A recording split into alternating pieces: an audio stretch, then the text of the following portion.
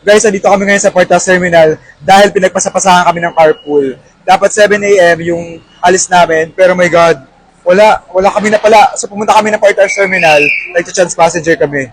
Yes, at saka nakakainis kasi yung mga carpool na yan, pinagpapasapasahan kami. Nakakainis yung, grabe na yung expectations mo na may susundo sa'yo. Tapos, my God! Ano to? Pero seryoso, parang late yung makapag-update nila, tapos like 7 a.m. 7 a.m. kami pipick upin, pero 7 a.m. may sabi na hindi na kami mag-pick up. My God! So shout out sa inyo mga magka-carpool kayo, La Union to Manila, di ba? Ilang car na yung best? Parang 3, 4? Yes. Parang 4 na ata yung mga na-contact natin, pero lahat sila, parang Wala. pinapaasa lang tayo na, Sir, ma'am, ganito po yung oras ng namin, susunod namin kayo dyan. Tapos wala, nga Diba? si bakla. Parang hello, initiative lang naman to inform in advance. Kumbaga parang 7 a.m. yung pick up, 7 a.m. yung kami inform na hindi kami makakasakay. What?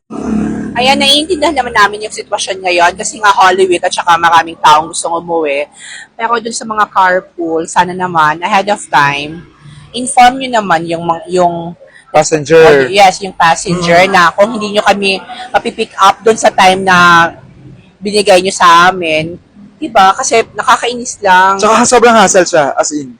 Imbis na, makahanap na tayo ng parang alternative, wala, hindi kayo makakahanap kasi naghihintay kami sa inyo. Alam mo, parang maganda yung experience mo dito sa La Union. Then pagdating sa mga carpool, my God, bagsak talaga. At Pero saka, hindi naman natin nilalahat, di ba? Yes, hindi naman natin nilalahat. Pero best, napansin ko lang, grabe sila tumaga.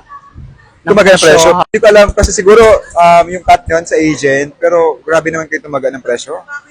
Sobra. Di ba nakakadismaya lang talaga. So, sana sa mga carpool, dyan, Ayusin nyo naman, guys. Shout out sa inyo. So, itag nyo na yung mga carpool driver, La Union to Manila, Manila to La Union. Sana mapapanood nyo to.